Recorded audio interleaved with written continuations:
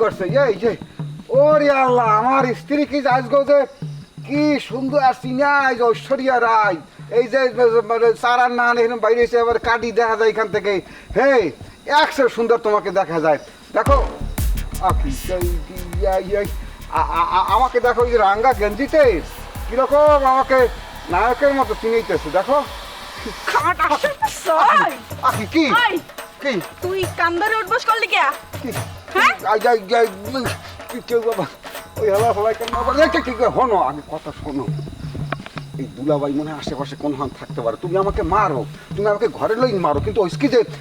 উল্টা শেষ চোটে ডরের চোটে আমি ওই যে হয় হয় হয় তুই হুতাশার ঠেলায় গ্রামের সব মানুষের সামনে তুই কান্দরে উঠবস করছস আমি ভদ্রতা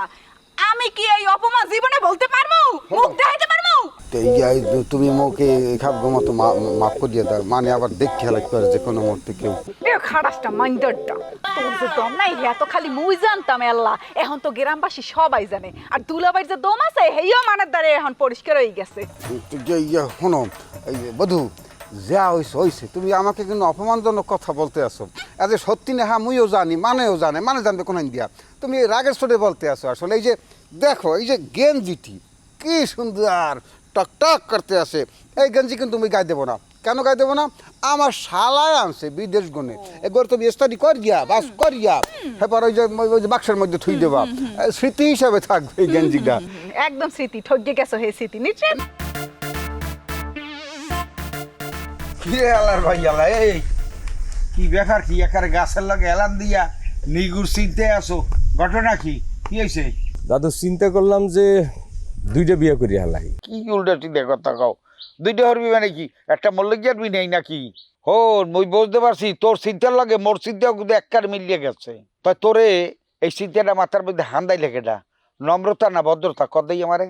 কি কমু কও আমার দুইজন দুলাভাই মোরে বিয়ে দেওয়ার লেগে যে টানা হেসরা শুরু করছে এতে মনে হইতেছে দাদু মোরে যদি দুইটা টুকরো করতে পারতো সমিলে নিয়ে তাইলে তাকে পছন্দ মতন ভাগ করে নিত নিয়ে তোরে বিয়ে করে তাইলে শান্তি পাই বিয়েটা করাইতে বললে পছন্দ মতন তাইলে আর কোনো ঝামেলাই থাকতো একজনে আমার ডাকছে লাইককে বললে তো শোনো জুলহাস আমার পছন্দের বাইরে কিন্তু তুমি কোনো রকম ডিসিশন নিবা না যদি নাও তাইলে কিন্তু আমি নাই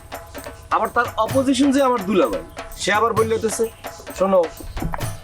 আমার অপছন্দের মধ্যে যাইয়া যদি তুমি ফুসফুস গুসগুস করে কোনো রকম কবুল বললেই পালাও তাহলে কিন্তু 10 নম্বরই সুই দিয়া তোমার মুখ সেলাই করে দিই চিন্তা করে দাও কই আছি আমি কোন খেতে রাই লইলাম ও ঠেলে হন তোরে তাইলে একটা বুদ্ধি হিয়াই দিতে আসি এই বুদ্ধি মতন চল তুই এখানে স্টেট যাইয়ে কবি যে আম্মায় আব্বায় দাদু এরা যে সিদ্ধান্ত দেবে এই সিদ্ধান্তের বাইরে মই যাইতে পারবো না এরপর দেখ তোর বনাই দিয়া কি হরে মার কথা আর কি কম এ তো দেখতেছি ভদ্রতার জামাইয়ের লগে তাল মিলাইতে আছে ভদ্রতার জামাই জানে পছন্দ করে ঠিকঠাক করিয়ে দেবে মা আস্তে করিয়ে কইবে হ্যাঁ তুমি চক্ষু বন্ধ করে কবুল করিয়ে দাও এই হইলো অবস্থা তাইলে তোর মায় ও বাপ তুই এখানে সোজা যাইয়া কইয়ে দিবি যে দাদু আর আব্বাই হ্যাঁ রাজা সিদ্ধান্ত নেবে আমি হেইতে রাজি এছাড়া কারো কথায় আমি কবুল করতে রাজি না একদম পরিষ্কার